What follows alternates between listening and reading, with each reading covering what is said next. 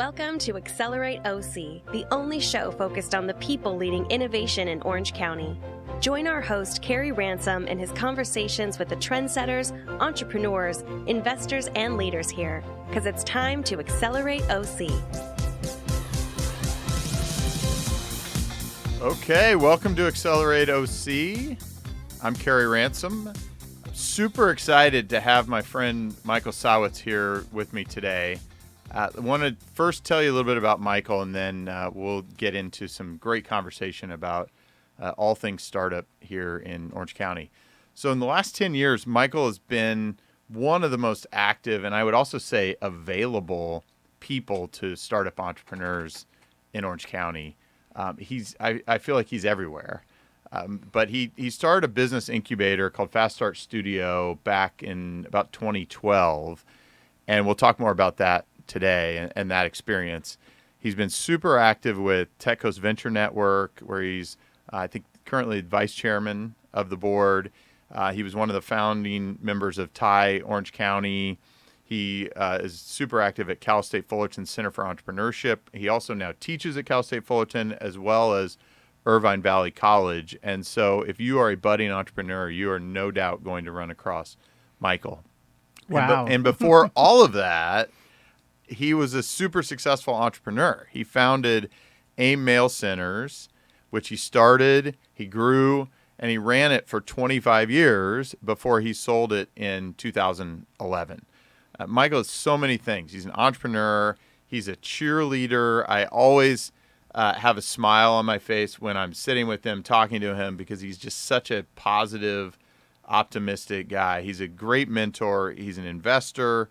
And he's more. He's an amazing guy, and he's done so much. He continues to do so much. Michael, it's so great to have you here today. Wow. Kerry, you are the ultimate front man. You have another career you haven't explored. Thank you for that intro. I probably could have spent the whole time here today just talking about your background. That's right. Let's get to the starting line. Tell me the story. I know you've got a bunch, but tell me the story of the founding of Fast Start Studio.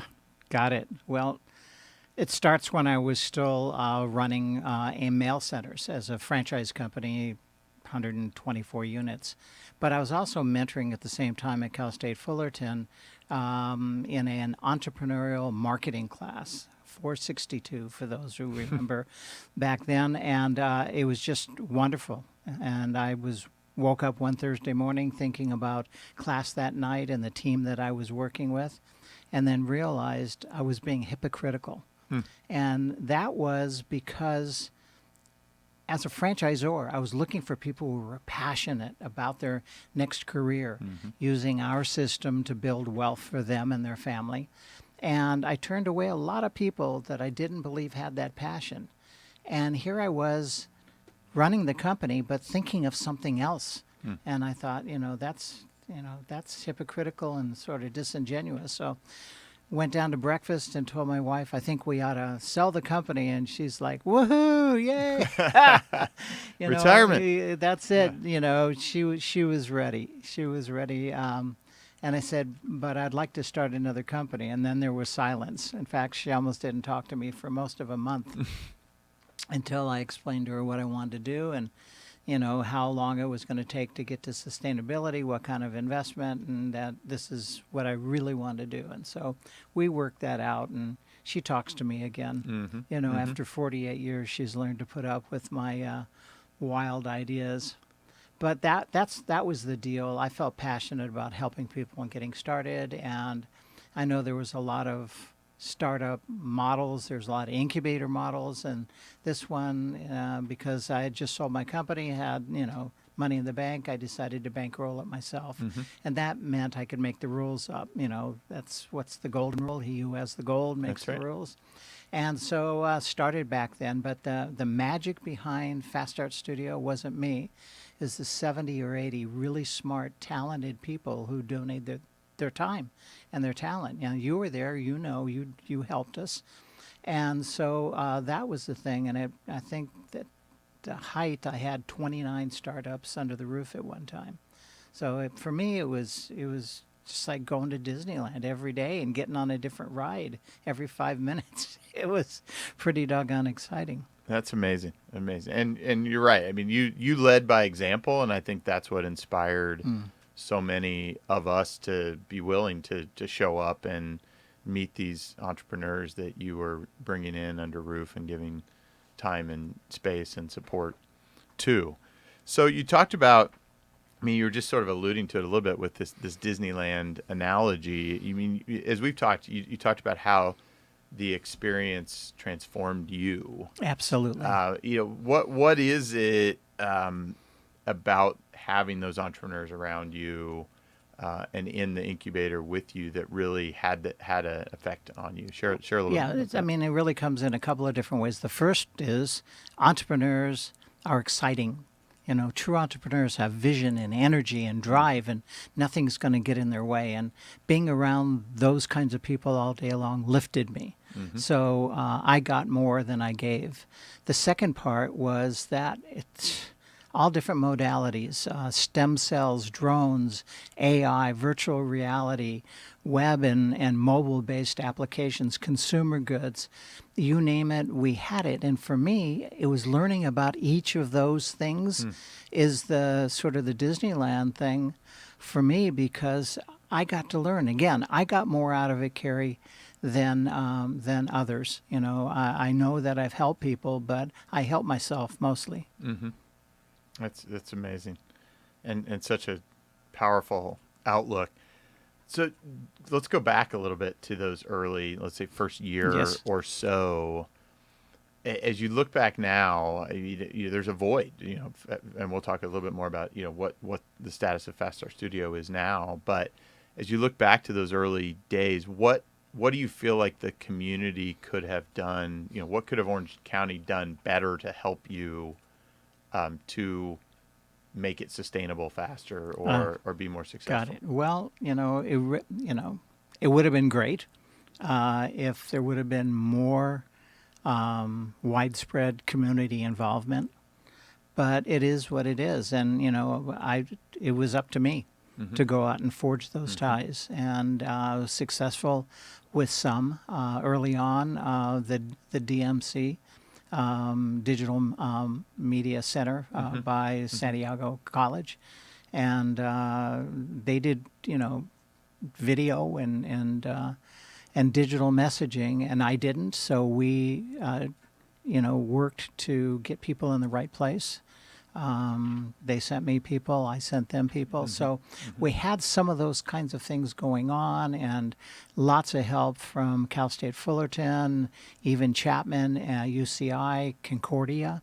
So it's not that it was a total lack. It was just It wasn't as strong as it could be. We could have helped even more folks. So let's go under the hood a little bit. We talked about, Fast Start was this new startup for you. It was a passion project. What's the current status of Fast Start? Well, I had one startup that raised $4 million. Amazing. Medical device, and I actually leased them my whole building, all 4,000 feet. And so I did it for two reasons. One, it was they needed it. For two, the economics were certainly in my favor. And number three, I'd been sitting in that same chair behind that same desk for 17 years. And I knew I needed to reinvent myself as well. So just a cathartic exercise of unloading 4,000 square feet of documents and memorabilia. And it was rough, but something that was needed to happen. At the same time, I accepted a teaching position at Irvine Valley College, and I accepted a position with the Small Business Administration at the SBDC, which stands for Small Business Development Center, which is on campus at Cal State Fullerton and adjacent to their incubator. So it let me work with their incubator and their students. It allowed me to bring my Fast Start companies over to the SBDC. I got to continue to work with them at no charge because the government doesn't charge for that. And guess what? The government paid me for doing the same thing I had been doing for free. So there was, a lot of positives for Michael to do that, and it's worked out well. The medical device company is doing well. I still get my core startups I get to work with all the time, and I get to bring in even more young minds, and some not so young, into startup land. And to me, that's truly exciting.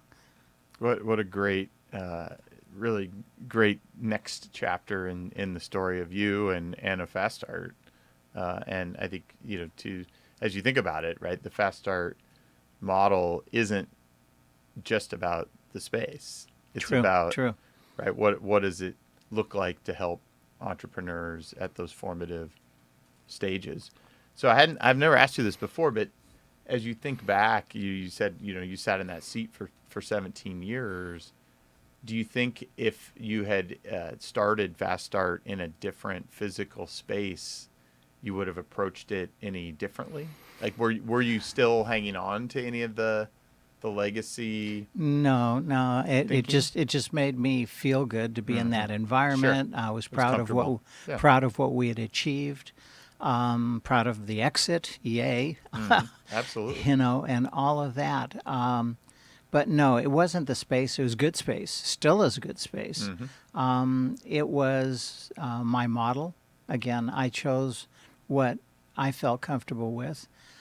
Sure, it could be like Brad Feld and David Cohen and build Techstars, extremely successful, or Paul Graham and now Sam Altman at Y Combinator, though they're not really an incubator, they're an accelerator, because you can't get in there until you have a concept that is market ready and actually, creating customers or revenue. Yeah, so, you were there at those early stages. I know we talked about, one of your filters was you wanted to feel like the entrepreneur could get the product or service into market within a year. Right. Well, that was a great idea, but doesn't often happen that way. Did it a couple of times, but more often than not, it takes more than a year. Again, it depends on the technology and which marketplace you go into, but. So, I didn't kick them out after a year. We kept those relationships and kept going. If they were going to work at it and put everything they have, body, mind, soul into it, I'm going to be there to support them. So, yeah. In fact, those were my favorites because I could see them go through the tough times and have the grit to come out the other side. Sure. And that grit is so critical in the entrepreneur's journey. So, did you think about that, you thought in many cases, hey, there seems like a viable plan to get to market within a year. What could have helped mitigate some of those delays that some of those entrepreneurs had? Capital. That's it. That's one of the things that we have a dearth of here in Orange County. We have amazing universities. We have amazing corporate entities, especially in medtech and gaming and so forth. Great people here, great knowledge, just don't have the same kind of capital some other marketplaces have. Well, and you talked about you had your exit. Congratulations. And those are always really exciting times. And you chose to reinvest a portion of that back into the community as opposed to riding off into the sunset. Clearly, that still sounds pretty good to me now. But if you think about a thriving community, and that I think is what we're really trying to build here in Orange County is it's never going to stay static or stagnant. It's going to constantly change, whether we are intentional about it or not. The communities that are thriving in other parts of the country have that reinvestment mentality, wouldn't you say? Yeah, there's that undertow is there, but the cohesion is not there. You mean here or? Here, yeah. Yes. So how in your mind do you think we inspire, because there's clearly tremendous amounts of money here in Orange County there are tremendous amounts of money in the broader market that are interested in entrepreneurs in Orange County. I mean, how would you suggest we get more participation and involvement in that cohesion or that reinvestment? Well, I'll quote people that are way more intelligent about that than me. One is Brad Feld and his book about creating that exact environment, which I've read. And also a study that was done by, in fact, a book came out of it. I'm trying to think of not Forrester, but help me here, a large... Like Gartner? Not Gartner, but like that. Mm-hmm. Jim, I'm trying to remember his name, the president. Anyhow, they did a study, 116 countries. Oh, the coming job wars. That's it. Jim Clifton. Now it's come back to me. I'm old, Carrie, so it takes me a while to get around to some of this stuff. So Jim Clifton, 1 trillion data points over many years, and they identified what it took for a community to have all those things we were talking about, how to coalesce. And they said the most important thing was to have super mentors. And Brad Feld talks about that as well in his book. And super mentors aren't necessarily the people that are doing the mentoring, but they're iconic and they draw such a following, and people replicate what they do and actually do the mentoring and the work. So you have to have industry there, which we do. You have to have, the higher education infrastructure, which we do. In fact, LA Orange County generates more engineers every year than any other marketplace in the U.S. That's more than, the Boston area and Harvard and Yale or Stanford and Berkeley, all of that. So we turn the people out and then they leave because, we haven't got a clear path for them. Well, and meeting them where you are at places like Irvine Valley and Cal State Fullerton, and convincing them that there is a pathway here is a key part of that cohesion. And I think in many respects you are one of the super mentors. Oh, here. Thank you. That's kind of you to say. And and a lot of it is, to your point, it's modeling the behaviors that we hope others will follow. There's a tipping point, right? And That's right. And that's what we're going for. There's this point where it generates its own momentum and life of its own. We haven't got there yet. And I sort of feel like the little engine that could. Sure. We haven't got over that hump yet. Well, and one of the things I talk a lot about is stories. And I think the power of story to really inspire and connect people in, whether it's to stay here or have the behavior. So as you think about your time at Fast Start Studio, who was the most compelling entrepreneur that came through there or that you met that has a story that really inspires? There's so many in so many different ways, but I think one of them that's emblematic of this is Dylan Watkins. In fact, he sat in this very chair when I was doing my show here with Paul. And when Dylan came to me, he owned a food truck called Burger Monster and became the highest revenue food truck in Orange County. Great burgers, by the way. And he was hanging around Fast Start. He didn't have a startup, but he knew people there. And, I got to meet him as a visitor several times. Then he came to me with an idea. And I went, wow. I love this because I knew the marketplace and of this idea. And so I invited him in. We started working on it, got really excited because it was something that would fit back into the franchise industry because it was about training and it was about using gamification for training, which is what he used on his truck to maintain the standards of his burger. And so I was excited to do it, had a lot of connections to help him as we went forward. One day he walks into the office and says, I got a new idea, which is, one of the downsides of working with talented people. They're always coming up with ideas. So it was about focus. But it was a great idea, and we started working on it, called Click It Notes, and actually had been mentoring over at Fairmont Prep School, and they were going to all digital, no paper books. And so Dylan's idea was great. I brought Mary Hurley, the dean of advanced studies, in, and she said, we want it. We'll buy it for our school. So there was the first customer. And so we were doing good work on that, and then Dylan walks in one day with this box, and he says, I got it. And I go, well, show me what it is. And I didn't know what the heck this thing was he put on his face, but he told me it was called Oculus Rift. And he had gone in for the Kickstarter campaign and got it, and that changed his life. And so the first 2 startups went by the wayside. He created Monster VR, which has now become Reality Smash, is generating revenue. It's doing great things.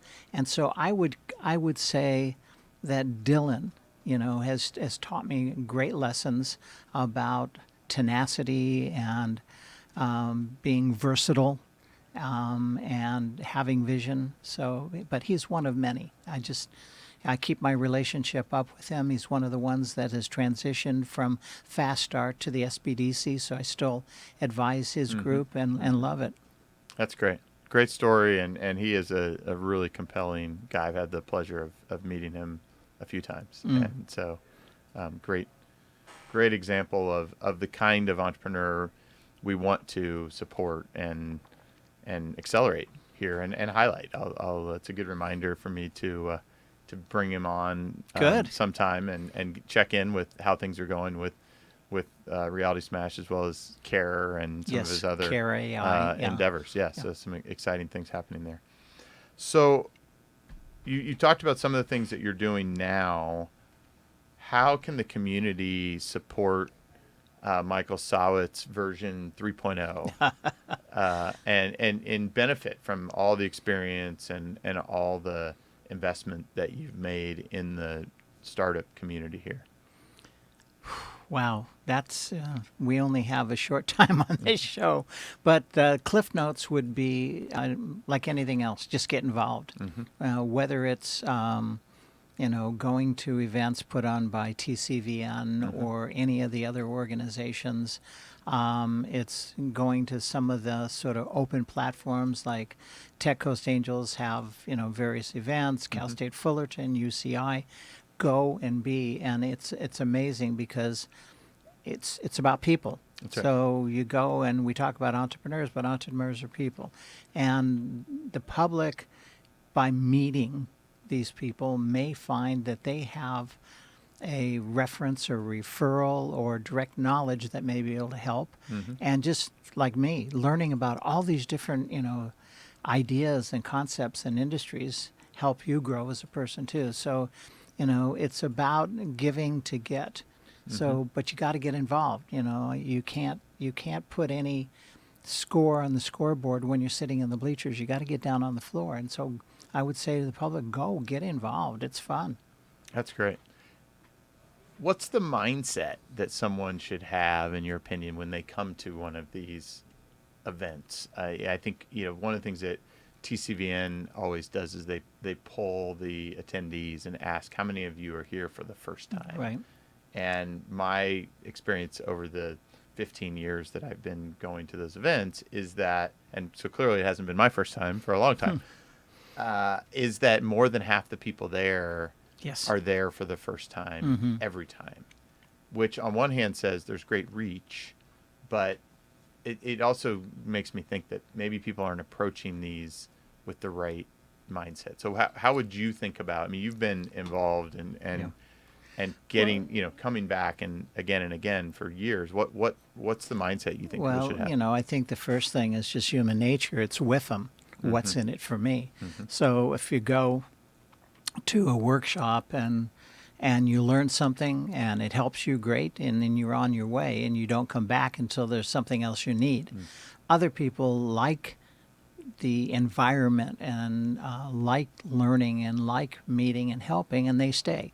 So there's no one set way for people that how it works, like you said. We have a constant flow of new people. We have people that are growing. We have people that have been successful, have launched their companies, and now come back to help others. So it's all those pieces, but it's again, number of bodies. It's a momentum thing. Mm-hmm.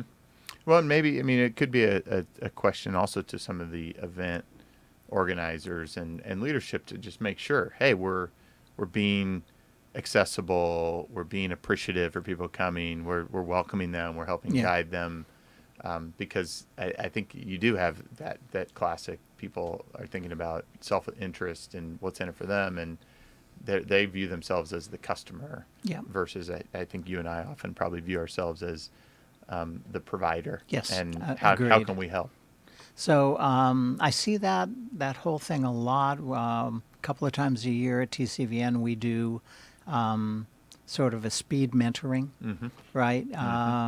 You can get involved in 3 different areas. They're like, 20-minute sessions, but you sit in maybe on one on marketing, maybe on legal formation or using equity to build a team or some component, and you spit out your idea. And in each room, there's one of our subject matter experts, is what I would call each of us. And it's not about solving their entire problem, but it's about giving them a quick, valid answer. And for me, I get all of these things thrown on me, and it's how fast can you dance, how valid can you process what's going on, and give them some real help. And through this, I see, as one person says, this is my problem, others are going, yeah, that's mine too. And it becomes very positive and very collaborative. And that kind of environment, for me, is intoxicating. Absolutely. And hopefully the start to long-standing relationships. So, Michael, we're unfortunately, Paul's giving me the high sign here. We're going to have to go into our final lap. And so one of the things that I ask all of my guests here on Accelerate OC is that what's the biggest lesson that they've learned or idea that they can share? You gave a great one a few minutes ago about getting more involved. But let's focus on the lesson. What do you take away as your single biggest lesson from Fast Start Studio? It's about iteration and it's about process. So, in fact, a short aside, last fall I taught a class at IVC about innovation. And there's always been this, dichotomy. Are creative people born or is it learned? Are people innovative or not? And can you be an entrepreneur or not? And I was always of the DNA over environment. I was wrong. It can be teachable, and it's exciting. So it's about a process. So I would say the first thing that I would learn and stand behind is it's all about a process. There's a way of doing everything in a certain schedule that lends to success. That's one. The second thing is to get out of your head whatever that vision is of the final build, because that's not what it'll be. It's about iteration. Your product, your app, whatever is going to change so many times before it ever is the right thing, and let the iteration be driven by the customer. So there's a little saying that I always kind of lay out on people, and that is, don't sell what you make what you can sell. So it's about being intimate with the customer and building for them, not for you. It's about falling in love with the problem. Don't fall in love with the product. The minute you fall in love with the product, you do everything to protect it. That's and right. that stifles the innovation and the creativity. Fall in love with the problem, and then you'll continually work to find a better way to do it. To me, that's the key. That's great. Michael, thank you so much for joining me today, for taking us on this ride, and for leading by example here. I mean, you are definitely doing your part to accelerate OC. Thanks. Oh, my pleasure, Kerry, and I think you are the poster boy for accelerating OC. Thank you.